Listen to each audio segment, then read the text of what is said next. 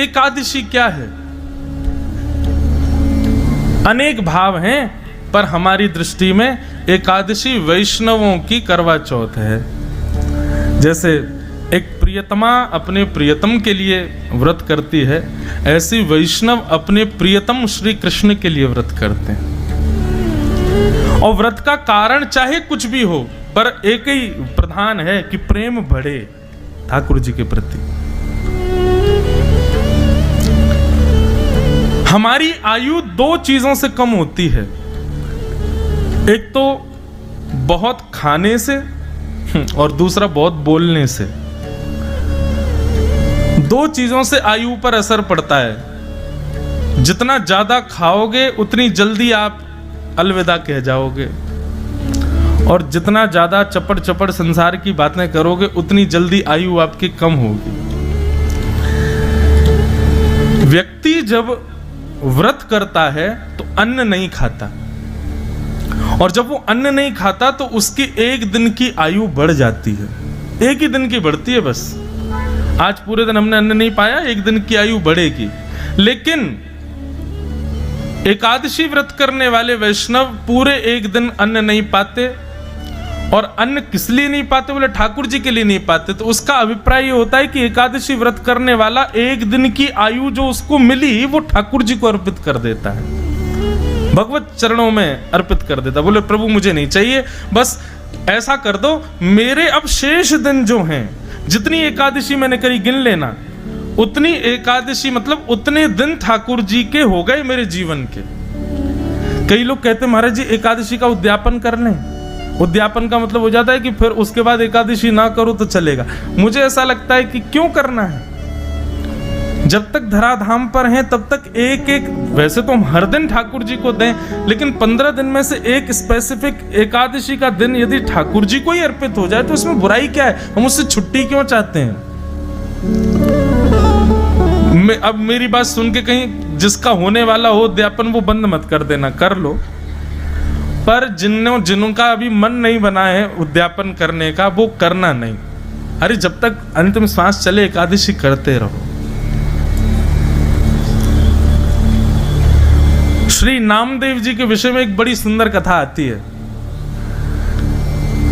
नामदेव जी एकादशी का व्रत करते थे, लेकिन वो स्वयं करते थे इतना ही नहीं, सबसे करवाते थे। अगर उनको पता चल जाता कि कोई व्यक्ति रोटी खा रहा है तो उसके घर पहुंच के थाली उठा लाते थे। बोले आज एकादशी, आज नहीं खाओगे। केवल वयोवृद्ध और छोटे बालकों को छोड़ के, और किसी कोई बीमार हो, बस 3 लोगों को छोड़ दे, बाकी किसी को खाने ही नहीं देते।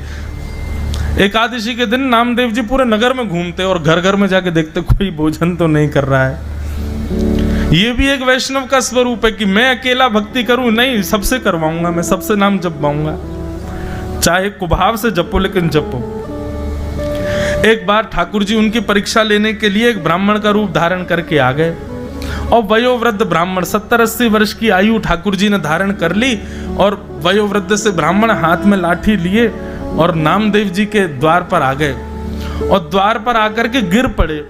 नामदेव जी दौड़े, संत आए, जय हो भगवान पधारो। बोले मैं 20-22 दिन हो गए मैंने कुछ खाया नहीं है, मुझे बहुत जोर की भूख लगी है, मुझे जल्दी से कुछ तुम रोटी बनाओ, सब्जी बनाओ, चावल बनाओ, जल्दी से कुछ बना करके मुझे पवाओ। नामदेव जी बोले देवी केला लेके आओ, सेब लेके आओ, अमरूद लेके आओ, फल खिलाओ। नहीं फल नहीं चाहिए, मुझे तो रोटी सब्जी खाने। बोले भगवान आज एकादशी है, आज तो अन्न नहीं बनेगा घर पे। बोले अरे तुम लोग मत खाओ, मुझे तो खिला दो। बोले नहीं भगवान आप भी मत खाओ। बोले मेरे प्राण निकल जाएंगे, वयोवृद्ध 70-80 वर्ष की आयु है मेरी, ऐसा मत करो मेरे साथ। ठाकुर जी थे। नामदेव जी बोले इससे बढ़िया क्या होगा, एकादशी के दिन प्राण निकलेंगे, सीधे वैकुंठ जाओगे, लेकिन रोटी नहीं खाने दूंगा मैं। ठाकुर जी बोले कैसे आदमी हो तुम, हम मर जाएं ये चलेगा तुमको, लेकिन हमको रोटी नहीं। बोले बिल्कुल नहीं खाने देंगे, द्वादशी तक इंतजार कर लो, खाने के लिए और भी बहुत सी फलाहार खिला देते, मखाने खवा दें आपको, रोटी नहीं। ठाकुर जी तो परीक्षा लेने आए थे, जोर जोर से चिल्लाने लगे, गला पकड़ करके भगवान अरे देखो मैं किसके माथे आ गया, अरे मेरी एकादशी करवा रहा है जबरदस्ती, मेरे प्राण निकल रहे हैं। अब गली मोहल्ले में भीड़ लग गई, सब लोग आकर के नामदेव जी को सुनाने लगे, अरे तुम्हारी एकादशी तुम करो, इनसे क्यों करवा रहे हो, बेचारे महात्मा मर जाएंगे अभी। बोले नहीं नहीं, मेरे घर आए हैं, मैं तो अन्न नहीं खाने दूंगा। तो एक पड़ोसी बोला, बाबा आप एक काम करो, मेरे घर चलो, मां पा लेना। तो नामदेव जी ने पैर पकड़ लिए, बोले जाने भी नहीं दूंगा, खाने भी नहीं दूंगा, जाने भी नहीं दूंगा, यहीं पड़े रहो। और पाना है तो ये है ना, फल ले लो, दूध पी लो, मखाने खा लो, अन्न नहीं खाओगे। गांव के लोग सब गालियां देने लगे। महाराज नामदेव जी से कहने लगे, ये कैसी भक्ति तुम्हारी, एक व्यक्ति के प्राण निकले जा रहे हैं और तुम अपने नियम उस पर थोप रहे हो। नामदेव जी बोले, सब दोष मुझे लग जाए, मुझे कोई दिक्कत नहीं, लेकिन मैं एकादशी का किसी को उल्लंघन करते देख नहीं पाऊंगा। ठाकुर जी बोले, अब ब्रह्मास्त्र चलाना चाहिए। अभी तक तो ठाकुर जी तड़प रहे थे, अब ऐसे स्थिति हो गई और निकले प्राण, निकले मेरे प्राण निकले, बस बस निकलने वाले हैं, आहा अब तो मेरे हाथ पांव कांप रहे, अरे मेरे प्राण निकलने वाले हैं। सब मोहल्ले के लोग कह रहे, नामदेव मान जाओ, बेचारों को कुछ पाने दो। नामदेव जी बोले, नहीं नहीं भैया, एकादशी फल खिला दो। और अंत में ठाकुर जी ने ऐसी एक्टिंग करी कि वो जिस रूप में गए थे उनके प्राण निकल ही गए। गली मोहल्ले के लोग कहने लगे, राम राम राम, ऐसी एकादशी का क्या फायदा नामदेव, प्राण निकल गए उनके तुम्हारे घर पर, दोष लगेगा तुमको, तुम्हारी भक्ति व्यर्थ है, तुम जबरदस्ती करवाते हो सबसे। नामदेव जी के नेत्र सजल हो गए, अपनी पत्नी से बोले, देवी अपराध तो लग गया हमको, भले ही ठाकुर जी के एकादशी के नियम का पालन का ही सही, लेकिन लगा तो है, एक संत के प्राण निकल गए। अपने घर में ही आंगन में चिता बनाई और उस चिता में उस व्यक्ति का शव रखा और शव के अगल बगल नामदेव जी और उनकी पत्नी और अपने बच्चों को भी बैठा लिया। बोले हमारा अपराध है ना, व्रत तोड़वाया, व्रत पूर्ण करवाया हमने, एकादशी का पालन किया हमने, तो प्राण भी हम त्यागेंगे। और जैसे ही चिता में अग्नि लगा करके नामदेव जी महाराज बैठे, ठाकुर जी कह रहे थे, वारे नामदेव तेरी भक्ति को प्रणाम।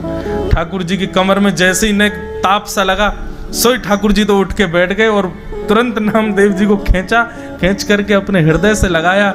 इतने में ही देखते देखते श्री पंडरीनाथ भगवान के रूप में वो संत प्रकट हो गए और श्री नामदेव जी को हृदय से लगा लिया। सब मोहल्ले के लोगों ने दर्शन किया, सब प्रणाम किए, देखा तो ठाकुर जी वहां से अंतर ध्यान हो गए। एकादशी के दिन ठाकुर जी आंख खोल खोल के देखते हैं कि आज मुझे कौन कौन याद कर रहा है, मेरे लिए कौन कौन व्रत कर रहा है। इसलिए भैया वैष्णवों की 3 निष्ठा हैं, तुलसी माला कंठी निष्ठा, दूसरा नाम निष्ठा और तीसरा एकादशी निष्ठा। ये 3 निष्ठाएं जीवन में लाइए। अगर आप इन तीनों से परे हो तो आप अभी वैष्णव नहीं हो। ये यूनिफॉर्म है 3, ये आपको करने चाहिए। एकादशी व्रत का महात्म्य बताया गया। तत्पश्चात फिर अगर नहीं भेजो तो क्या करें, जड़ ही खराब हो गई है तो फिर मंजिल को क्या दोष दें, इमारत को क्या दोष दें। लेकिन इतने से बालक को भी हमने विद्यालय भेजा, लाखों रुपए में एडमिशन कराया, फिर उसके बाद यूनिवर्सिटी भेजा, विदेश पढ़ने भेज दिया। उद्देश्य क्या था? जैसे हम उदर भरना सीख गए, ये भी सीख जाए। उदर भरेणो जीवा, उसको भी उदर भरने के लिए ही हम लोग प्रेरित कर रहे हैं। उदर भरे सोई पाठ पढ़ावे। तुलसीदास जी महाराज कहते हैं उदर भरने की शिक्षा सिखा रहे हैं हम उसको भी। तो हमारा उद्देश्य यही है, केवल पेट भरे हमारा। पाखंड निरता संतो विरक्ता स परिग्रह, तरुणी प्रभुता गे शाल को बुद्धिदायक। पाखंड निरता संतो, बोले भक्ति के नाम पर पाखंड बहुत हो गया है। अच्छा ये बात आज की नहीं है, नारद जी महाराज पृथ्वी पर कब आए होंगे? 5000 वर्ष पहले, जब कलयुग प्रारंभ हुआ तब की बात होगी है। तब भी नारद जी ने देख लिया कि भक्ति नहीं है केवल पाखंडे लोगों के अंदर। पाखंड निरताः संतो विरक्ता सपरिग्रह, बोले केवल दिखाने के लिए विरक्त हो गए, दिखाने के लिए हो गए कि हाँ भाई हम तो आसक्त नहीं, हमने सब छोड़ छाड़ दिया, घर परिवार, लेकिन बस दिखावे में विरक्त हैं, अंदर से सब कुछ है। 1 लाख रुपए की गड्डी आपने चढ़ाई, महाराज जी पैसा नहीं छूते, चिमटा से उठा के जेब में धरे, छूते नहीं है, चिमटा रखा हमारे पास। इतना शोर कहां से आ रहा है भाई? सुबह से सोने नहीं दे रहे हैं, इतना शोर। मौनी बाबा के आश्रम, नाम क्या? मौनी बाबा। वो क्या रहा है शोर? वो इतना विशाल महल किसका खड़ा है? त्यागी जी महाराज का। नाम क्या है? त्यागी जी महल। इतने सारे बच्चे किसके घूम रहे हैं भाई? वो ब्रह्मचारी जी के। सब उल्टा पुल्टा है महाराज संसार में। अच्छा ये बात मैं सबके लिए नहीं कह रहा हूं, पर हां अधिकतर लोगों के लिए कह रहा हूं। कुछ परसेंट में बचा है कि जहां सब सुव्यवस्थित है। आगे तो बहुत सारी बातें, घरों की भी बातें लिखी हुई हैं, घरों में क्या क्या होता है, अब उन सब पे नहीं बोलना, नहीं तो आप एक दूसरे में दोष देखने लग जाओगे। अच्छा कथा में ये जरूर होता है, कथा में जब व्यास जी कोई दोष युक्त बात बताते हैं तो व्यक्ति को खुद में देखनी चाहिए, वो खुद में नहीं देखता। तेरे बारे में बोल रहे हैं ये, कई बार ऐसा होता है। आपको ये कथा क्या है? दर्पण है, खुद को देखो। यहां पर यहां जिसके दोष बताए जा रहे हैं उसको स्वयं पता चल जाएगा कि ये मेरे बारे में कही जा रही है बात। आप दूसरे में मत देखो, उसको मत कुछ तेरे लिए कह रहे हैं देख। भजन की कोई बात होगी, पवित्रता की कोई बात होगी, देख महाराज जी क्या कह रहे हैं, तेरे लिए कह रहे हैं। अरे तुम देखो ना, उसको वो सुन ही रहा है, उसको सुनने दो। कथा में आप किसी के नहीं हो, आप अपने लिए बैठे हो यहां पर, इसलिए एक दूसरे का ध्यान मत रखो, अपने लिए सुनो। आपके लिए जो उपयोगी होगी बात वो आपको सुना दी जाएगी। आगे क्या लिखा है? तरुणी प्रभुता गेहे श्याल को बुद्धिदायक, कन्या विक्रयणो लोभा दंपति नाम च कलकनम। आगे वर्णन करते हैं, तरुणी प्रभुता गेहे। अब इस बात से कई लोगों को बुरा लग सकता है, लेकिन ये सत्य है। बोले क्या? बोले घर में किसकी चल रही है?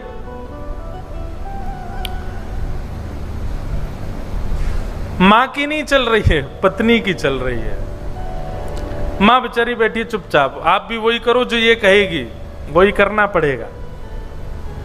श्याल को बुद्धिदायक, बड़े भैया बेचारे दूर बैठे हैं, उनसे नहीं पूछा जा रहा है, लेकिन पत्नी के भैया मतलब शाले साहब, वो कहते हैं जीजा जी ऐसा करना, अरे तुमने कह दिया अब तो ये होगा। अच्छा ये केवल हमारे आपके साथ नहीं है, भगवान भी इस चक्कर में फंसे हैं। मैंने एक बार जगन्नाथपुरी में एक संत से प्रश्न किया, मैंने महाराज जी एक बात बताओ, मंदिर की ध्वजा में ये सूर्य चंद्र क्यों बने हैं? तब हमारे परम पूजनीय प्रातः स्मरणीय श्री जीयर स्वामी मठ के पूज्य श्री इंदिरा रमणाचार्य जी महाराज ने इसका उत्तर दिया, विनोद में, लेकिन था उत्तर बड़ा बढ़िया। वो कहते हैं, बोले सूर्य तो प्रकाश का प्रतीक है, इसलिए सूर्य है ध्वजा में, उसको देखने से प्रकाशमान जो व्यक्ति ध्वजा का दर्शन करता है उसका जीवन प्रकाशित हो जाता है, अज्ञान का अंधकार नष्ट हो जाता है, इसलिए सूर्य है। और मैंने कहा चंद्र क्यों है? तो वो हंस करके बोले क्योंकि चंद्रमा भगवान का साला है। मैंने मतलब? बोले लक्ष्मी भगवान की पत्नी कहां से प्रकट हुई? समुद्र से।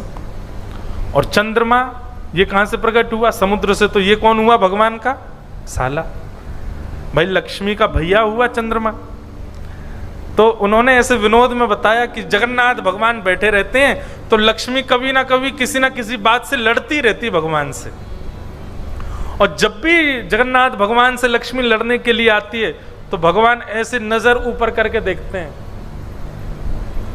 मानो लक्ष्मी कहती है ऊपर क्या देख रहे हो? बोले तुम भी देखो, हमने अपने साले को अपने ऊपर बैठा रखा, तुम्हारा भैया ऊपर बैठा है। तब लक्ष्मी कहती है बताओ कितने बेचारे शीलवान, हमारे भैया को ऊपर बैठा रखा है। चलो कोई बात नहीं, जो बात पे भी विवाद होता है लक्ष्मी उसको समाप्त कर, ठीक है कोई नहीं, अच्छी बात है, इसलिए चंद्रमा बैठा रखे। समझ में आई बात? लक्ष्मी ज्यादा हमसे वाद विवाद ना करे इसके लिए ठाकुर जी ने चंद्रमा बैठा रखे अपनी ध्वजा पे। जब भी लक्ष्मी जी को क्रोध आता ठाकुर जी ऐसे देखते हैं, अच्छा हाँ नहीं सुन रहे हम तुम्हारी बात, तो बोले ऊपर देख रहे हैं कहीं हमारे भैया को नीचे नहीं उतार दें, इसलिए बात वहीं विश्राम। शाल को बुद्धिदायक, अब ये विनोद की बात है लेकिन संत ने कही है बात।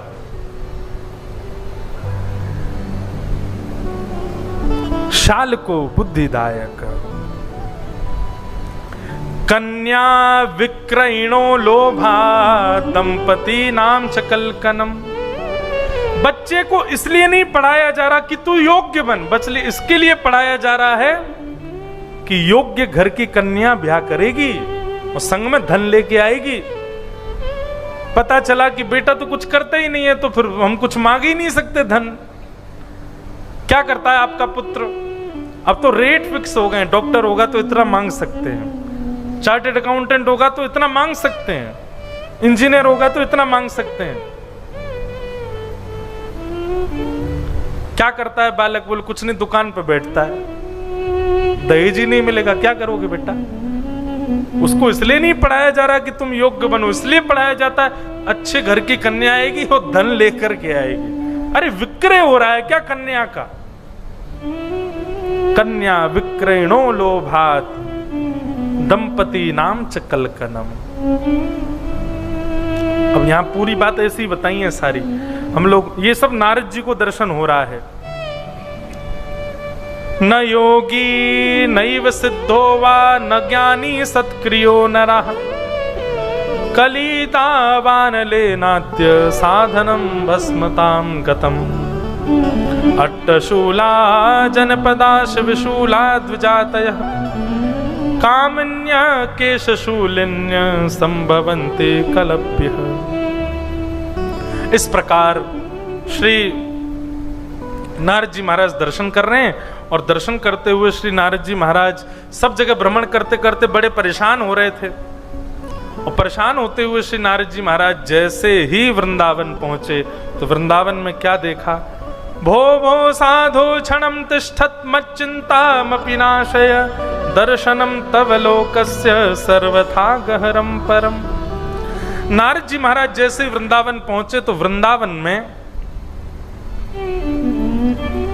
एक युवती नदी के तट पर रुदन कर रही है और उसकी गोद में दो वृद्ध लेटे हैं, युवती की गोद में वृद्ध। नारद जी महाराज वहां से निकलने लगे, उस रोती हुई युवती ने नारद जी को रोका। नारद जी बोले तुम्हारा बड़ा आश्चर्यजन्य रूप है, तुम युवा हो, तुम्हारी गोद में दो वृद्ध लेटे हैं, ये शोभा तो नहीं देता, मुझे बताओगी तुम कौन हो और रो क्यों रही हो, और ये दो वृद्ध कौन हैं? तब उस युवती ने अपना परिचय देते हुए कहा, अहम भक्ति ख्याता इमो में तनयो मतो ज्ञान वैराग्य नामानो काल योगेन जर्जरम। मैं भक्ति हूं और ये दोनों मेरे बेटे हैं, ज्ञान और वैराग्य। कलयुग के प्रभाव से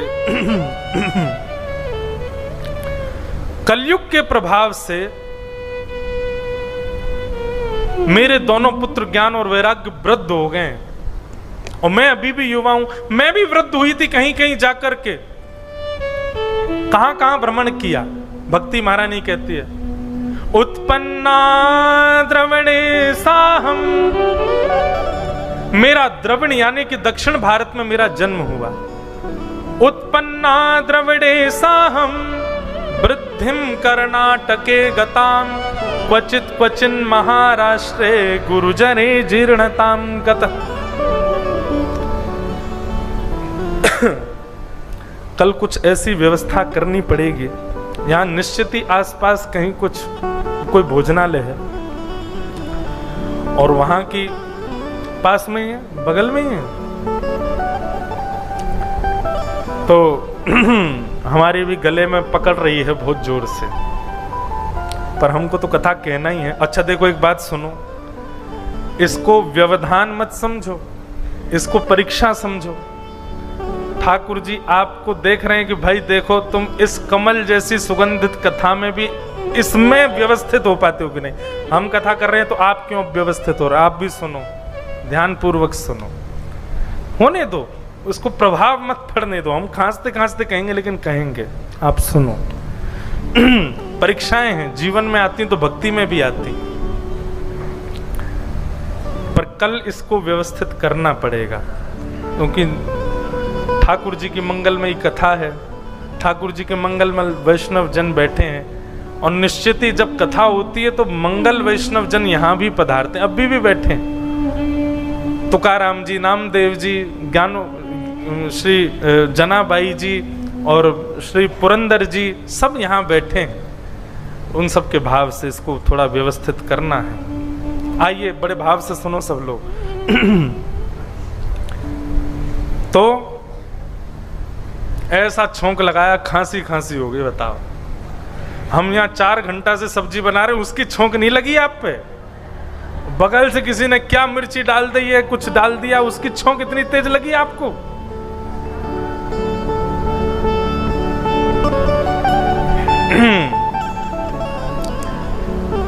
बात तो यही है, जो 3 घंटा से यहाँ सब्जी बन रही है उसकी छोंक की सुगंधी नहीं आई आपको।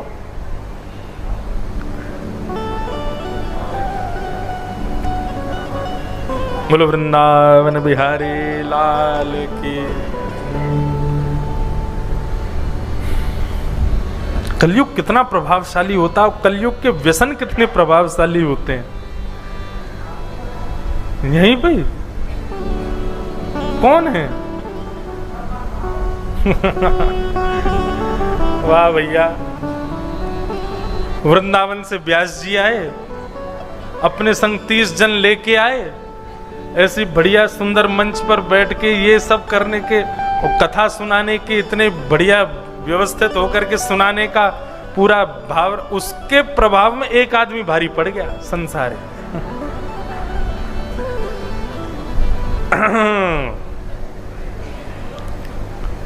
बोलो पुंडलीक वरदे हरि विठ्ठल ज्ञान देव तुकाराम श्री पंडरीनाथ भगवान की जय। कितने घिरे हुए हम, बताओ, बगल में व्यासपीठ के। तो कहां थे हम? तो भक्ति महारानी ने अपना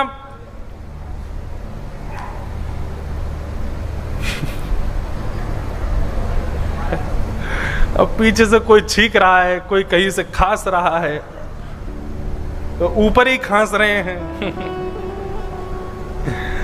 तो भक्ति महारानी ने अपना परिचय दिया। भक्ति का जन्म कहां हुआ? दक्षिण भारत में। उत्पन्ना द्रविड़े साहम। दक्षिण में बंधुओं आज भी आपको भक्ति दिख जाएगी। आज भी वहां के लोग अपने नियम कानून रिचुअल्स का पालन करते हैं। हर घर के बाहर आप देख लोगे रंगोली बनाई जाती। सब लोग इधर देखो, इधर देखो, ध्यान से सुनो। अब रंगोली बनाएंगे, और वो रंगोलियां कोई दिन उगने पर नहीं बनती हैं। हर घर की एक माता ब्रह्म मुहूर्त में उठती है सूर्योदय से पहले, और सूर्योदय से पहले ही वहां पर रंगोली बनाती है। उसका कारण क्या है? कि हमारे द्वार पर साक्षात सूर्य नारायण भगवान आएंगे, तो वो जब आए तो उनको बैठने को एक आसन होना चाहिए। हम लोग करते हैं ऐसा? हमारे यहाँ भगवान आ जाए तो नहीं करें हम, लेकिन दक्षिण भारत में आज भी ये परंपरा। घर का सदस्य कहीं भी जाए सूना माथा नहीं रख सकता। शास्त्र आज्ञा है, आप सूने माथे से नहीं घूम सकते। हमें दिक्कत कम है, इनको ज्यादा है। सब व्यवस्थित हो जाओ। सूने माथे से रहने से,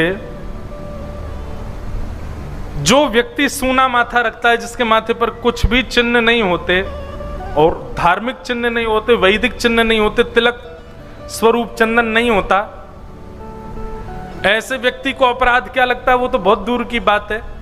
लेकिन किसी का सूना माथा है और आप भजनानंदी उसके सामने जाते हैं, तो जितनी देर आप उसका मुख देखोगे उतनी देर आपका भजन का जो पुण्य है वो घटता रहेगा। इसलिए सूना माथा नहीं रखना चाहिए कभी भी। एक बिंदी रखो। ये 4 उंगलियां हैं, ऐसे 12 अंगुल का ये माथा है, 12 उंगलियों का माथा है। तो या तो 12 उंगलियों का तिलक हो, नहीं तो 8 उंगलियों का तिलक हो, नहीं तो 4 उंगुल का तिलक हो, नहीं तो 2 उंगुल का तिलक हो, नहीं तो एक श्री हो। माथे पर कुछ ना कुछ अंकित होना चाहिए।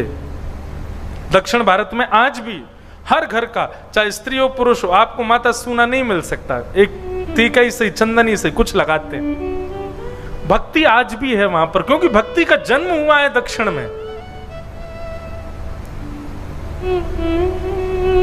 उत्पन्ना द्रविड़े साहम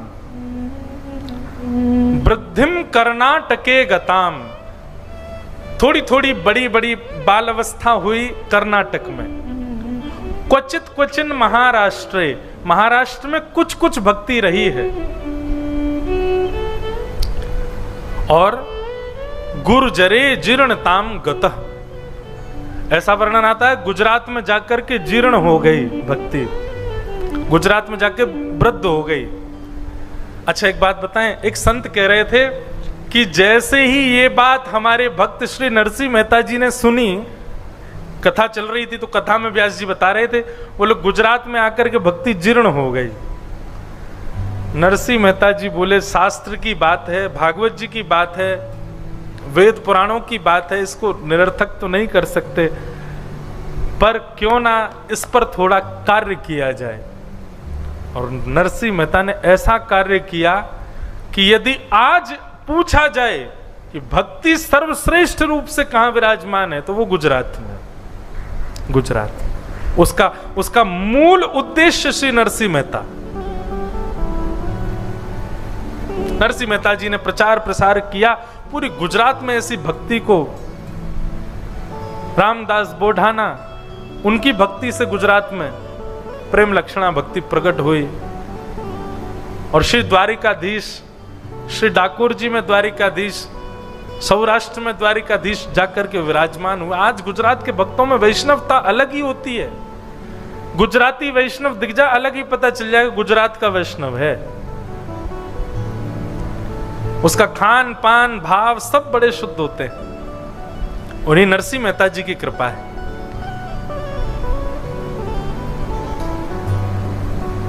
वाह। तो गुर्जरे जीर्णताम गतः, गुजरात में जाकर के जीर्ण हो गई भक्ति बता रही है। लेकिन महाराज सब जगह भ्रमण करती करती जैसे ही मैं वृंदावन आई, तो वृंदावन पुनः प्राप्य नवीने विस्मरूपिणी। वृंदावन आते ही, वृंदावन में प्रवेश करते ही मैं बिल्कुल नए रूप में परिवर्तित हो गई। मेरा स्वरूप बिल्कुल आनंदित हो गया। मैं बिल्कुल युवान होती चली गई, क्योंकि वृंदावन में भक्ति तो नृत्य करती है। मैं तो युवान हो गई नाथ, पर मेरे बालक अब भी वृद्ध हैं, ज्ञान और वैराग्य। इसका मतलब क्या है? आज भी बंधुओं भक्ति हम सबके चित्त में युवान है, पर ज्ञान और वैराग्य बुढ़े हैं। और ज्ञान और वैराग्य की वृद्धता होने से भक्ति भले ही युवान हो, पर भक्ति प्रसन्न नहीं होती। और जब भक्ति प्रसन्न नहीं होगी तो उससे आनंद कैसे मिलेगा? हम भक्ति करने के बाद भी प्रसन्न क्यों नहीं है? क्योंकि हमारे चित्त की भक्ति प्रसन्न नहीं है। और भक्ति प्रसन्न क्यों नहीं है? क्योंकि भक्ति के 2 पुत्र ज्ञान और वैराग्य वो वृद्ध हैं हमारे अंदर, उनको युवान करना है। वो मां कैसे खुश रह सकती है जिसके बालक दुखी हों? लेकिन बालक यदि प्रसन्न हो जाए, बालक यदि आनंदित हो जाए, तो मां अपने आप आनंदित हो जाती है। ज्ञान और वैराग्य, इनको अपने चित्त में सुदृढ़ बनाइए, इनको अपने चित्त में योग्य बनाइए। ज्ञान का मतलब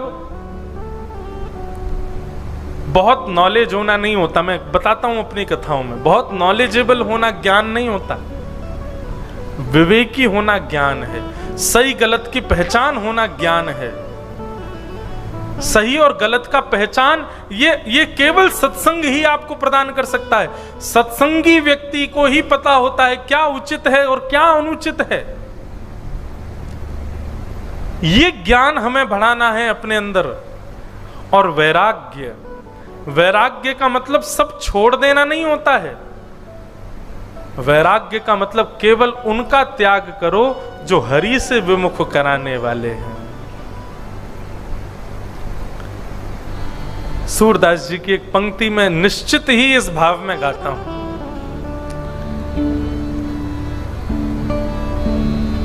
तजोरे मन हरि विमुखन को संग, तजोरे मन हरि विमुखन को, तजोरे मन हरि विमुखन को संग।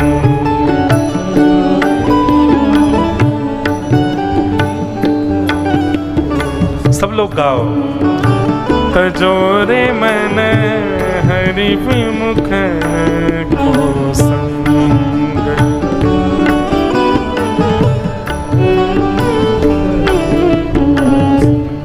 जाके संग कुमति उपजत है, जाके संग कुमति उपजत है, जाके संग कुमति उपजत है, जाके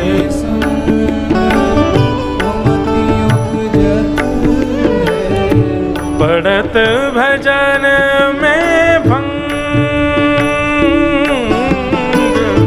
पढ़त भजन में तजोरे मन हरि विमुखन को संग, तजोरे मन हरि विमुखन को संग, हे तजोरे मन हरि विमुखन को संग।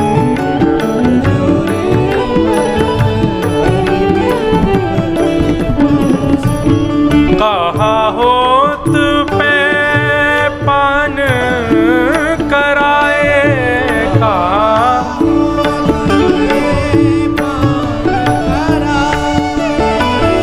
कहा होत पे पान कराए,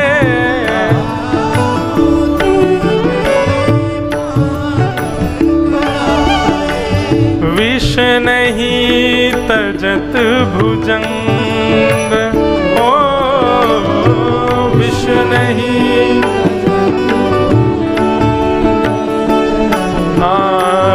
सूरदास कारी कामर पे, सूरदास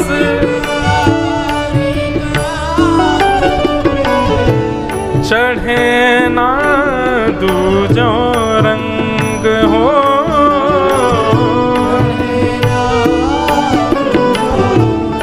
हे तजोरे मन हरि विमुखन को संग, तजोरे मन हरि विमुखन को,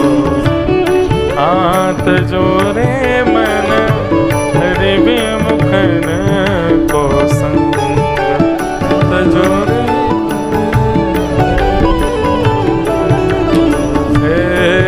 तजोरे मन हरि विमुखन को संग, तजोरे मन हरि विमुखन को।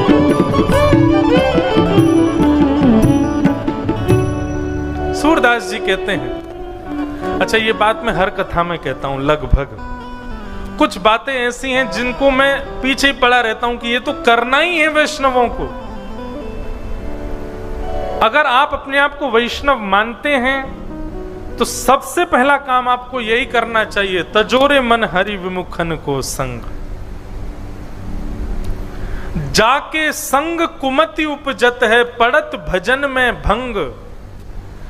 जिसके संग रहने से आपकी कुमति, आपकी मति दूषित होती है, जिसके संग रहने से आपका भजन छूट जा रहा है, उसका आपको त्याग करना चाहिए। एक अभी ऑस्ट्रेलिया में एक वैष्णव मुझको मिला और वो मुझसे जिज्ञासा करे, बोले महाराज जी मेरा यहाँ बिल्कुल मन नहीं लगता, मुझे वृंदावन की बहुत याद आती है, मुझे कथा सुनने का बहुत मन होता है, मेरे को बार बार स्मरण होता है मैं वृंदावन में रहूं, यमुना जी के तट पर रहूं, गिरिराज जी की तलेटी में रहूं। आप कुछ प्रयास करो, आप कुछ कृपा करो कि मेरा ये देश छूटे, मैं वापस वृंदावन आ जाऊं। हमने उसको एक बात कही, मैंने कहा देखो पता नहीं क्यों मैं ऐसा कह रहा हूं, लेकिन मेरे ठाकुर जी के भाव जो भी मेरे मन में आ रहे हैं, मैंने कहा आप इस देश को नहीं छोड़ना। तो बोले आप ऐसा क्यों कह रहे हो? वो रोने लगा बहुत जोर जोर से, आप कम से कम ऐसा तो मत कहो। मैंने कहा नहीं, हम एक बात कह रहे हैं, इस देश को मत छोड़ना। बोले क्यों?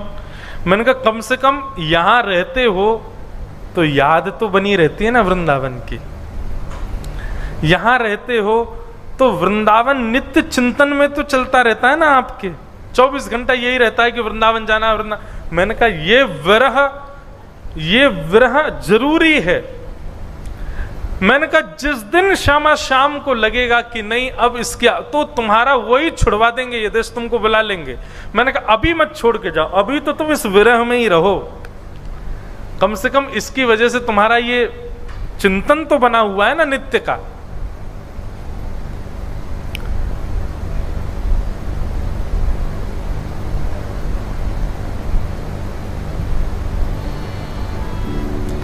हमारे जीवन में बंधुओं कई बार विपरीत स्थिति या विपरीत व्यक्ति आता है, बहुत ध्यान से सुनिएगा।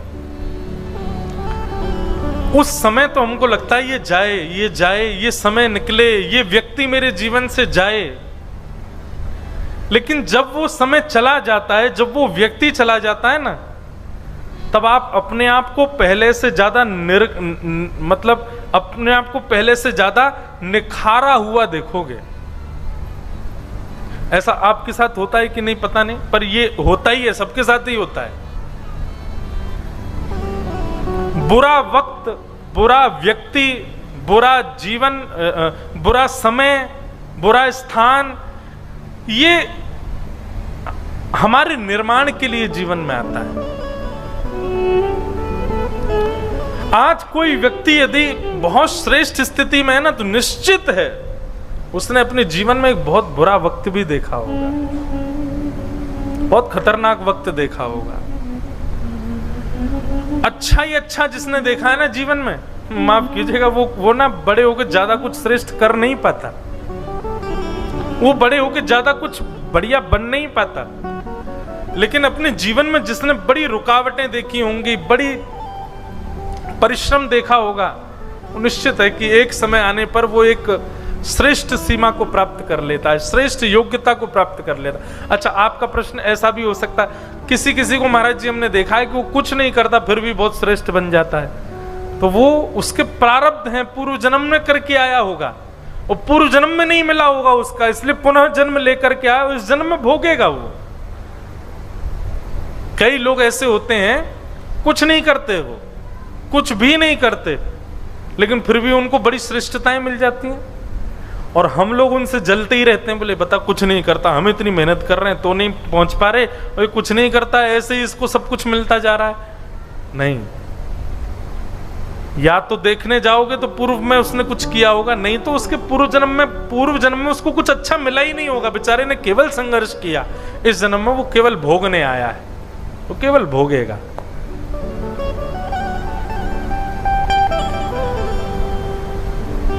तो कभी कभी जीवन में विपरीत स्थिति होना ये हमारे निर्माण के लिए होती है, उसको स्वीकार करो। तजोरे मन हरि विमुखन को संग, यही वैराग्य है। उस वस्तु से, उस भोजन से, उस जल से, उस स्थान से, उस व्यक्ति से संबंध छोड़ दो तो ठाकुर जी से दूर करता। जिस स्थान पर जाकर के भगवान की याद नहीं आती, उस स्थान का नक्शा ही काट दो अपने मैप में से, यहां जाना ही नहीं मुझको।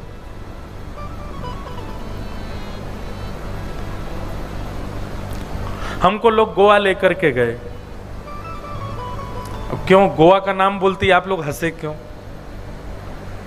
क्योंकि आप लोगों के मन में ऐसी बात बैठ गई है कि गोवा जो है वो केवल स्पेसिफिक इन्हीं कामों के लिए है। पर हम वहां गए, वहां जाकर के हमने अकिंचन कथा की। सुबह सुबह 4 बजे से कथा करते थे, समुद्र के किनारे बैठ के बढ़िया कीर्तन करते, बढ़िया आनंद करते, ठाकुर जी का उत्सव करते। हमारे लिए हमारा छोटा वृंदावन वहीं बन गया था। और हमारे आसपास के रिजॉर्ट में जो व्यसनी लोग रहते थे, तो खाते पीते, उनका 3-4 बजे तक पार्टी चलती। जब उनकी पूरी होती तो हमारी कथा शुरू होती। तो अपनी खिड़कियों में से देखते, बोले अब सोने नहीं दे रहे ये लोग, कीर्तन कर रहे हैं। मैंने कहा अब तुम्हारा कीर्तन पूरा हुआ, अब हमारा होगा। तो उनमें से कई लोग तो एक आध दिन आए भी कथा में। बोले गोवा में कौन कथा कर रहा है भाई? नहीं, हम कर रहे हैं। कई बार आपका भजन करने से आपका स्वभाव स्वरूप ऐसा हो जाता है कि आप जहां जाते हो वहीं अपने जैसा माहौल करने लग जाते हो। यह भी एक वैष्णव का स्वरूप है कि वो जहां जाए अपने माहौल वहीं बिखेर दे, उसके अनुकूल माहौल हो जाए, माहौल के अनुकूल उसको ना रहना पड़े। अभी उल्टा होता है, जैसा माहौल होता है वैसा हमको होना पड़ता है, जैसा देश वैसा भेष।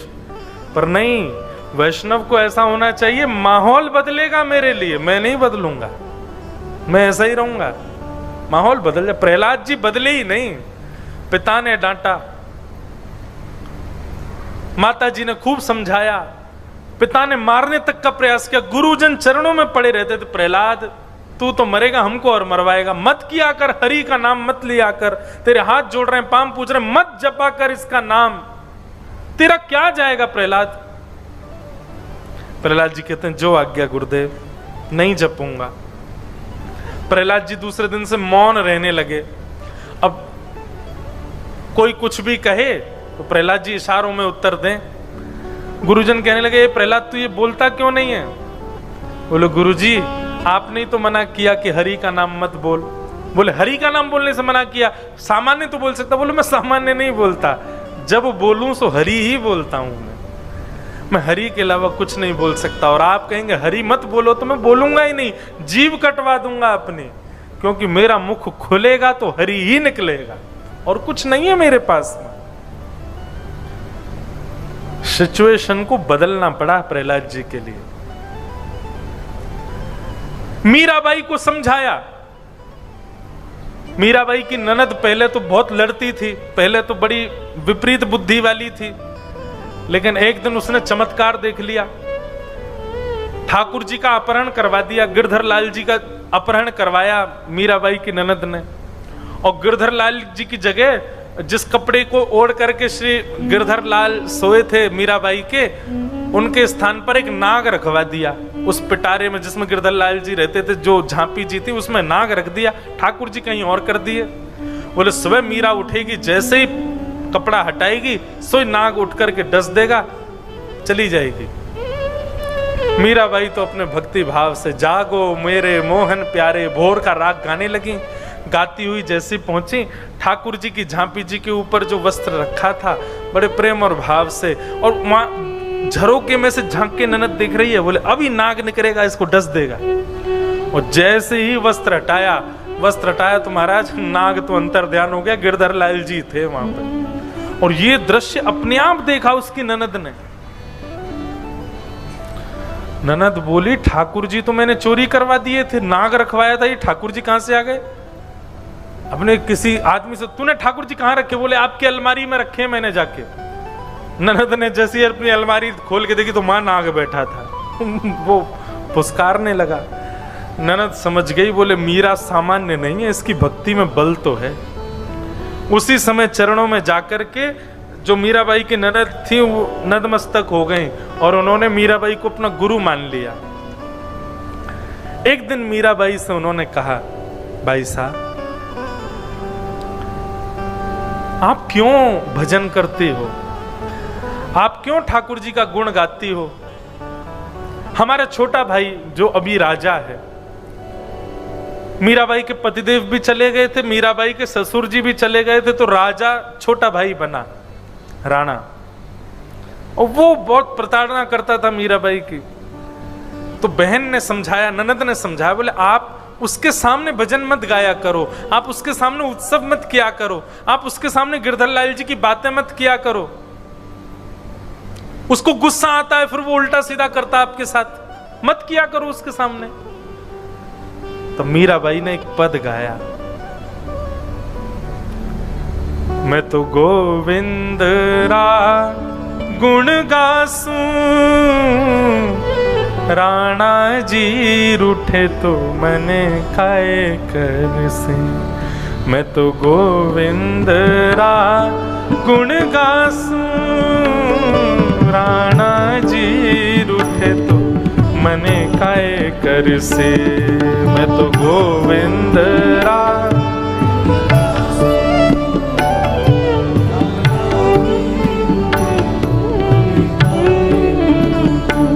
मैं तो गोविंद रा गुण गासूं, राणा जी रूठे तो मने खाए कर से। मैं तो गोविंद रा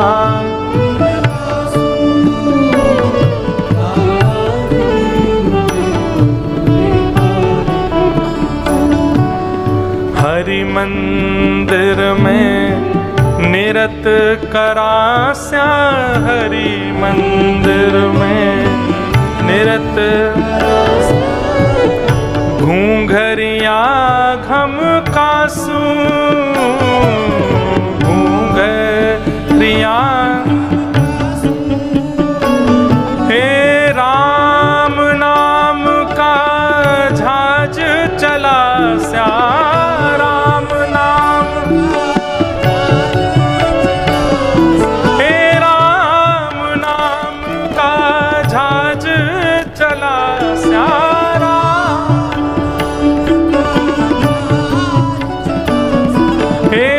सागर तर जासूं। मैं तो गोविंद रा गुण गासूं, राणा जी रूठे तो मने खाए कर से। मैं तो गोविंद रा गुण गासूं।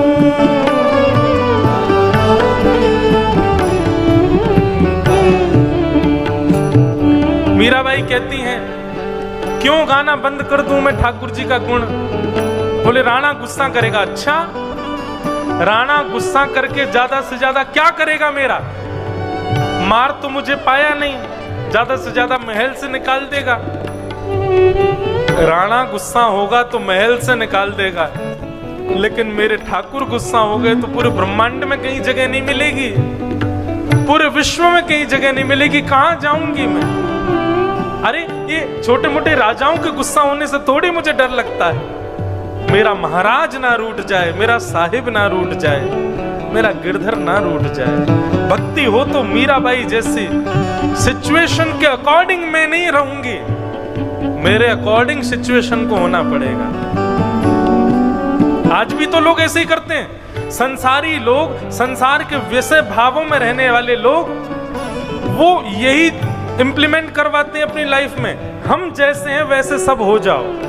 तो भक्त क्यों पीछे हट जाता है इस बात में? मैं जैसा हूं वैसे सब हो जाओ। और यदि मेरे जैसे सब नहीं रह सकते, मैं कहीं नहीं जा रहा, तुम जाओ मुझे छोड़ के। क्यों हर बार भक्त ही छोड़ के जाएगा घर? अब भक्त रहेगा घर में, बाकी सब जाओ कहीं और रहो, वो वहीं रहेगा। हम थे नहीं मीराबाई के समय, नहीं तो मीराबाई को घर नहीं छोड़ने देते। मैं क्या ही कर लेता, लेकिन एक बात है बस कहने की, यह संसार बाढ़ का कांटा यह संसार, जा संगत नहीं जास्या, जा संगत। ये संसार एक कांटे का बाड़ा है, इसकी संगति में मत पड़ जाना, फंस जाओगे, निकल नहीं पाओगे फिर। मीरा के प्रभु गिरधर नागर, मीरा के। ये पद गाए जाते हैं, भाव गाए जाते हैं, और जब आप लोग इसको दोहराते नहीं है ना, तो इसका पता है आपको अपराध क्या लगेगा? अगले जन्म में आप कुआरे रहोगे, ब्याह नहीं होगा आपका। इसलिए भैया अगले जन्म में ब्याह हो जाए, कुआरे नहीं फिरो, भजन भजन गाया करो। मीरा के प्रभु गिरधर नागर, मीरा। देखो अगले जन्म में ब्याह की कितनी पड़ी है आप लोगों को, इसलिए गा रहे हो। अरे भैया इस जन्म में गालोगे तो अगला जन्म होगा ही नहीं है, होना ही नहीं है, निवृत्त हो जाना है। मीरा के प्रभु गिरधर नागर, मीरा के।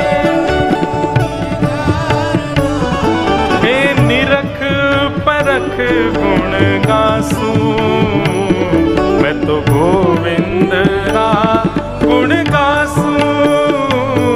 राणा जी उठे तो मने खाए कर, मैं तो गोविंद रा गुण गासूं। राणा जी मैं तो गोविंद रा गुण गासूं। राणा जी उठे तो मने खाए कर,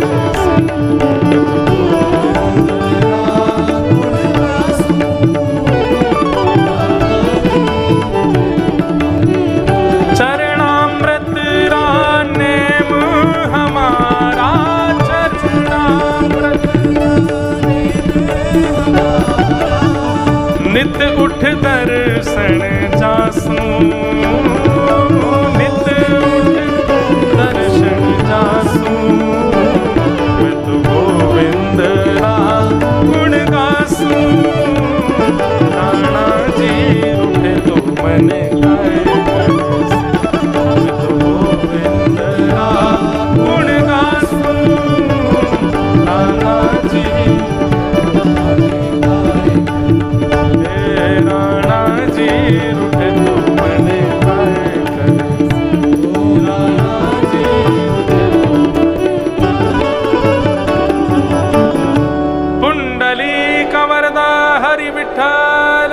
श्री ज्ञान देव तुकाराम, श्री पंडरीनाथ भगवान की। तो वैष्णव पथ पर यदि आए हो, भक्ति पथ पर आए हो, वैष्णव बनना चाहते हो, इस बात को गांठ बांध लीजिए। संसार के चकाचौंध में, संसार की अव्यवस्थाओं में बदलना नहीं, फिर ऐसे ही रहना। फिर चाहे दुनिया के किसी कोने में चले जाओ, आपका स्वरूप वैष्णव का ही रहना चाहिए। आपके मुखमंडल से वैष्णवता दिखनी चाहिए, आपके नियम व्रत धर्म सब में वैष्णवता होनी चाहिए। अरे कहां तक कहें, रात्रि में सो ना तो भी वैष्णव बन के ही सो। हम रात्रि में सोते हैं ना तो भी धोती पहन के ही सोते हैं। हम क्रिकेट खेलने जाते हैं तो भी धोती पहन के ही जाते हैं। क्यों? वहां भी कोई ये नहीं कहे कि देखो प्लेयर छक्का मार रहा है, कोई यूं कह दो कोई भक्त है छक्का मार रहा है। कहीं भी ये ना दिखे कि कोई संसारी व्यक्ति, सब जगह ये लगे कोई विट्ठल का बंदा है, वही घूम रहा है, वही चल रहा है, वही उठ रहा है, वही बैठ रहा है। लोग बाग तिलक लगाते हैं, रात्रि में मुंह धोते हैं, सो जाते हैं, कई बार हम भी करते हैं, पर यह भी नहीं होना चाहिए। रात में भी तिलक लगा के रखो, निद्रा में भी तिलक लगा रहे मुखमंडल पर। कई जगह ऐसा भाव कहते हैं, बोले शयन अवस्था है, शयन निद्रा के लिए जाते हैं, उस समय तिलक जो है साक्षात भगवान का स्वरूप है, उसको मर्यादित रखना चाहिए, उसको नहीं धारण करना है। ऐसा नहीं। अगर ये भगवान के स्वरूप ही हैं तो रात्रि में जब हम सोएं तब भी हमारे संगी रहें, तब भी हमारे पास ही रहें। और यम के दूत कब आ जाएं पता थोड़ी, नींद में आ गए तो नींद में यम के दूत आ गए और उसी समय आपका तिलक लगा रहा होगा तो यम के दूत वहीं से चले जाएंगे। वो तिलक पहन रखा भाई, इसको लेके नहीं जा सकते। 24 घंटा वैष्णव भाव में रहो, 24 घंटा वैष्णव रूप में रहो। तो भक्ति के दो पुत्र हैं, ज्ञान और वैराग्य। जब तक इन दोनों को आप जीवन में नहीं लाओगे, भक्ति प्रसन्न नहीं रह सकती, भक्ति आपको सुख नहीं दे सकती। भक्ति करते हुए भी आप अप्रसन्न से ही रहोगे। इसलिए ज्ञान यानी कि विवेक, वैराग्य यानी कि हरि विमुखों का त्याग, ये दो चीजें अपने जीवन में आज से ही करना प्रारंभ कीजिए। मैं तो कितने लोगों को ब्लॉक करवा चुका हूं लोगों से। आज ही व्हाट्सएप पे, फेसबुक पे, इंस्टाग्राम पे, जहां भी है, फोन पे, उन सबको ब्लॉक मार दो जो ठाकुर जी के नाम से जिनको कोई संबंध नहीं। वो चाहिए आपके कितना बड़ा सखा। अरे आप कहते हो है तो हमारा मामा ही, है तो हमारा चाचा ही। अरे भाई, मामा, चाचा, भाई, बंधु भी वही हो सकता है जो ठाकुर जी का है। जो ठाकुर जी का ही नहीं है वो काय बात का मामा, जो ठाकुर जी का ही नहीं है वो काय बात के चाचा, जो ठाकुर जी के ही नहीं है वो काय बात के आपके, किस भाव से आपके। जो ठाकुर जी का ही नहीं है ऐसा सखा कैसे हो सकता है आपका? हाँ, संसारी व्यक्ति का हो सकता है, पर आप वैष्णव हो, आप ठाकुर जी के हो, आपकी तो हर स्थिति में वैष्णव ही होना चाहिए। आपकी थाली में जो भोजन हो ना वो भी वैष्णव होना चाहिए, आपके वस्त्र भी वैष्णव। अब बहुत बातें हैं कहने को। तो इस प्रकार भक्ति महारानी ने अपने पुत्रों का विषाद बताया।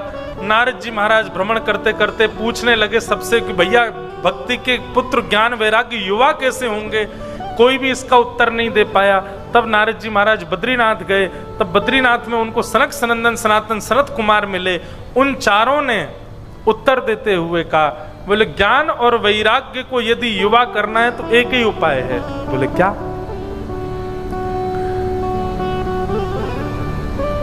उन दोनों के निमित्त सत्कर्म सूचको नूनम ज्ञान यज्ञ स्मृतो बुधई श्रीमद् भागवतालाप सतु गीत सुकादिबे। भागवत की कथा कराओ। श्रीमद् भागवत की कथा होगी तो ज्ञान और वैराग्य दोनों युवान हो जाएंगे। नारद जी महाराज जोर से हंसे, बोले अरे महाराज, मैं चारों वेद सुना आया, मैं गीता जी का पाठ सुना दिए, मैंने उपनिषद सुना दिए, इनसे जब कोई प्रभाव नहीं हुआ तो भागवत जी से कैसे हो जाएगा? सनत कुमार बोले तुमने भागवत जी को क्या समझा है? भागवत जी कोई ग्रंथ नहीं है, भागवत जी कोई पोथी नहीं है, भागवत जी कोई किताब नहीं है। तेनेयम वांगमयी मूर्ति प्रत्यक्ष कृष्ण एव ही। साक्षात श्री कृष्ण है श्रीमद् भागवत। कई लोग बोल देते महाराज जी क्या है? बोले पोथी यात्रा जा रही। पोथी नहीं, भागवत जी को अब तक आप पोथी बोलते आए, कोई अपराध नहीं है, पर अब से पोथी नहीं बोलना है। भागवत जी पोथी नहीं है, भागवत जी श्री कृष्ण हैं। उनका एक सम्मान और सम्मान नहीं, एक श्लोक है, मुझे वो भी स्मृति में नहीं, वो भी याद करके बताऊंगा। जितने भी वेद पुराण उपनिषद आदि जितने भी हमारे पुराण हैं सब चमड़ डुराते हैं। किनके? सिंहासन पर बैठी हुई भागवत जी के। भागवत जी साक्षात श्री कृष्ण है, पोथी नहीं है, वो ग्रंथ नहीं है, किताब नहीं है। हम पर कोई बहुत बड़ा शब्द नहीं है इसलिए हम पुराण बोल देते हैं, नहीं तो भागवत तो साक्षात श्री कृष्ण है। नारद जी महाराज बोले तो भागवत की कथा करानी है? बोले हाँ। किससे कराऊं, कहां कराऊं, कैसे कराऊं? तब सनत कुमारों ने कहा गंगा द्वार समीपे तु तटमानंद नामकम। हरिद्वार के पास में आनंद नाम का वन है जिसको ऋषिकेश कहते हैं। वहां पर गंगा जी के तट पर सुंदर वटवृक्ष के नीचे व्यासपीठ बनाओ, वहीं श्रोताओं के बैठने की व्यवस्था कर दो, भोजन के लिए फल की व्यवस्था, जलपान के लिए गंगा जी की व्यवस्था कर दो, और इस प्रकार से व्यवस्थित रूप से भागवत की कथा कराओ। नारद जी बोले व्यास कौन रहेगा? सनत कुमार बोले व्यास तुम ढूंढो। तब नारद जी ने कहा, बोले महाराज जब व्यवस्था आप ही बता रहे हो तो व्यास भी आप ही बन जाओ। और सनक सनंदन सनातन सनत कुमार भागवत जी के प्रथम वक्ता बने। ये भगवान के प्रथम अवतार हैं सनत कुमार। सनक सनंदन सनातन सनत कुमार चारों वक्ता के रूप में पधारे और इनका क्रम ऐसा रहा होगा मेरे अंदाजे में, तो ये चार भाई हैं, एक दिन की कथा एक सुना रहे हैं, दूसरे दिन की कथा दूसरे सुना रहे हैं, तीसरे दिन की कथा तीसरे सुना रहे हैं, चारों एक ही रूप में पर चारों विचरण करते रहते हैं, इसलिए एक एक करके कथा सुना रहे थे। या चारों एक ही आसन पर बैठे होंगे, एक बात एक भाव कहता होगा, दूसरा उसकी पूर्ति करता होगा, तीसरा उसकी पूर्ति करता होगा। इस प्रकार चारों ने प्रथम भागवत की कथा कही। देवता पधारे, ऋषि पधारे, श्रोता पधारे, गंधर्वजन पधारे, हजारों की तादाद में संख्या में लोग सुनने के लिए कथा आए। और तभी उस कथा में आगमन हुआ। भक्ति सुतौ तौ तरणौ गृहीत्वा, भक्ति महारानी अपने दोनों पुत्र ज्ञान वैराग्य को लेकर के जैसे ही कथा में आई, उसके दोनों वृद्ध बालक तरुण होने लगे, युवान होने लगे। और अपने पुत्रों को युवान होते देख भक्ति सुतौ तौ तरणौ गृहीत्वा प्रेमैकरूपा सहसा विरासित। श्री कृष्ण गोविंद हरे मुरारे नाथेति नामानि मुहुः वदन्ति। ज्ञान वैराग्य दोनों को युवा होते देख भक्ति महारानी उछल उछल करके नृत्य करने लगी। श्री कृष्ण गोविंद हरे मुरारे, हे नाथ नारायण वासुदेव, कीर्तन करने लगी। कहने का अभिप्राय क्या है? भागवत जी का महात्म चल रहा है। सबसे पहला भागवत जी का पॉइंट क्या बताया था? भागवत जी क्या करती हैं? मृत्यु को सफल बनाने की योग्यता प्रदान करती हैं। कथा सुनने के बाद आप अपना हर क्षण ऐसे जियोगे कि मृत्यु सफल रहे। दूसरी बात अब यहां सिद्ध क्या हुई कि भागवत जी की कथा श्रवण करने से भक्ति नहीं बढ़ती, ज्ञान और वैराग्य बढ़ते हैं। और ज्ञान और वैराग्य जब युवान होते हैं तो भक्ति अपने आप बढ़ने लग जाती है। भक्ति कैसे बढ़े ये उपाय मत पूछिए, ज्ञान और वैराग्य कैसे बढ़े ये उपाय पूछिए। भक्ति तो है आपके अंदर, बस भक्ति को प्रसन्न करने के लिए ज्ञान और वैराग्य, तो वो कैसे होंगे? भागवत से। यहां पर क्या देखा कि भागवत की कथा में आते ही ज्ञान और वैराग्य दोनों युवान होने लगे। बंधुओं एक बात सुनना, कथा आप लोग सुन रहे हो, अभी तो पहला ही दिन है, अभी आज रात में देख लेना आपको एक दो लोगों में अंतर दिखने लगेगा, उससे बोलो भोजन कर लो। महाराज जी कथा सुन के अब मन शांत हो गया, भोजन की इच्छा नहीं हो रही मेरी। एक दो लोग ऐसे निकलेंगे अभी। आप सुबह जब 5 बजे 6 बजे उठोगे तो देखोगे कि एक व्यक्ति आसन लगाए पहले कमरा में बैठा है, ध्यान लगा रहा है। आप कहोगे भैया क्या हुआ? जब से कथा सुनी मेरा मन पवित्र हो गया बिल्कुल। एक व्यक्ति को आप देखोगे वो चलता फिरता घूमता फिरता नाम जपी कर रहा है, वही क्या हो गया? अब नाम ही सार है भाई, और कुछ नहीं है भाई, नाम जपते रहो। ऐसा अनुभव होगा अभी आपको, आज से शुरू होगा। अब शायद ना हो क्योंकि मैंने बोल दिया है।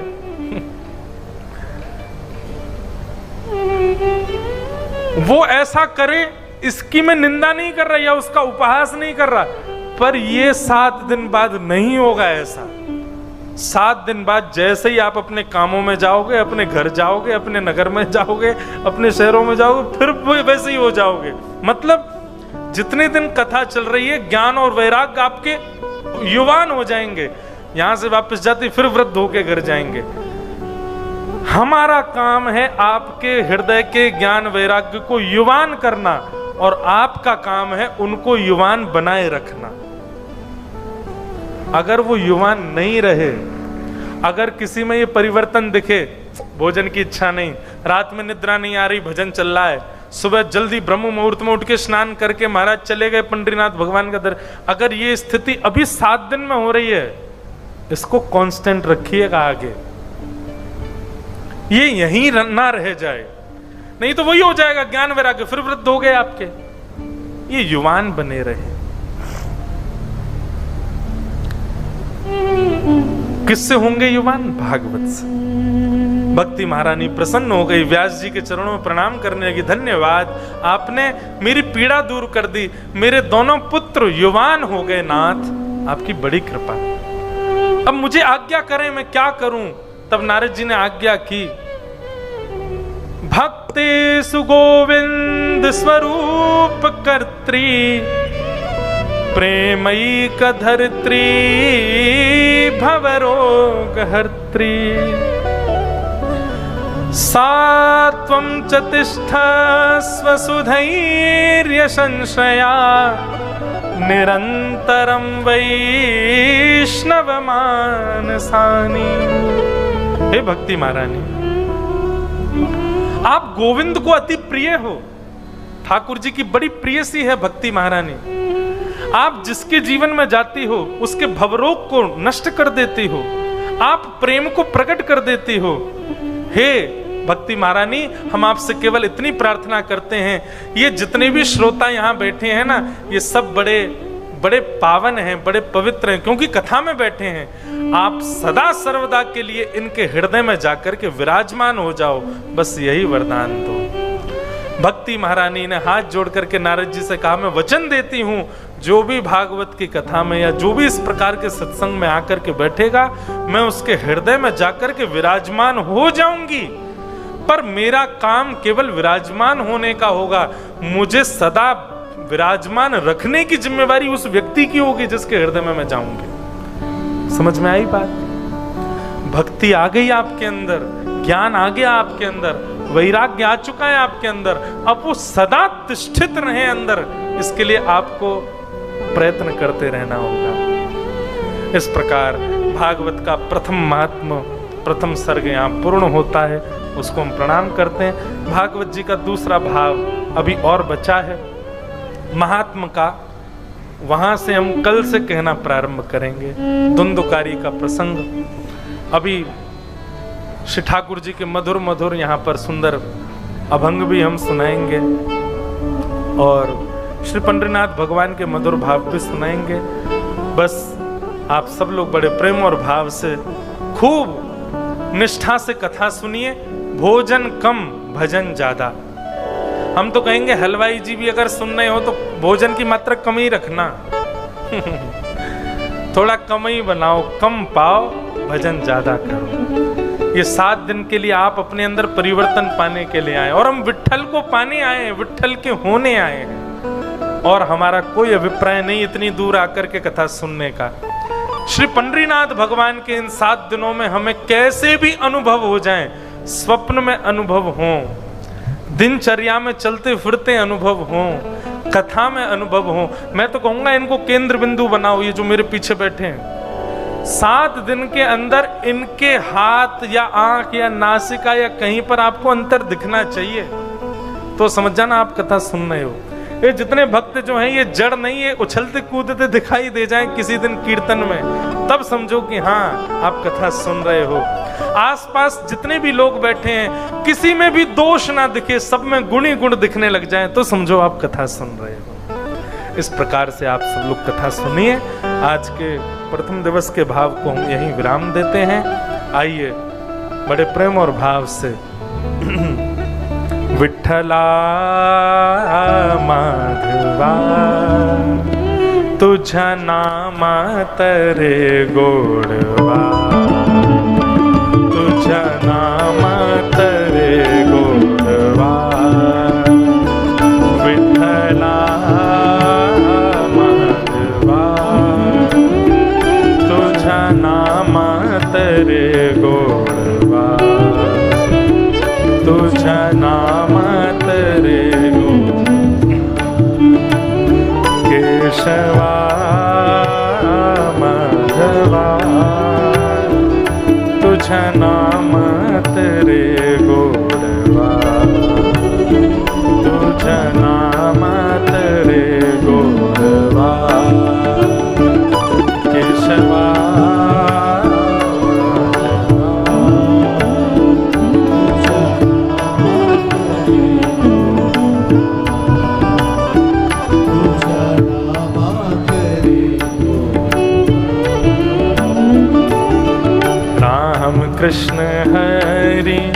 मुकुंद मुरारी राम कृष्ण राम कृष्ण हरि मुकुंद मुरारी राम कृष्ण पांडुरंग पांडुरंग पांडुरंग हरे पांडुरंग पांडुरंग पांडुरंग पांडुरंग पांडुरंग हरे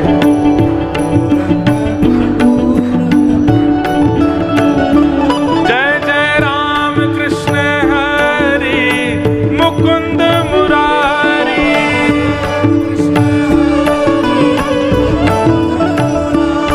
जय जय राम कृष्ण हरि मुकुंद मुरारी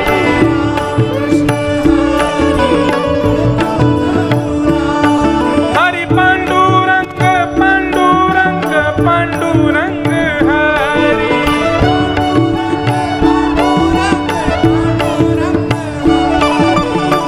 ऐसे गाते हैं पांडुरंग पांडुरंग, ऐसे थोड़ी गाना चाहिए। अरे जोर लगाओ ने भुजा उठा करके। ये देखो ऐसा होता है भक्त स्वरूप। आपकी तरह नहीं गाते भक्त ऐसे हाथ में हाथ धर के। जय जय पांडुरंग पांडुरंग पांडुरंग हरि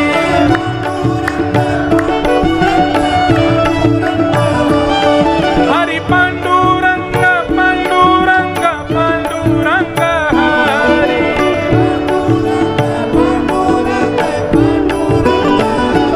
जय जय राम कृष्ण हरि मुकुंद मुरारी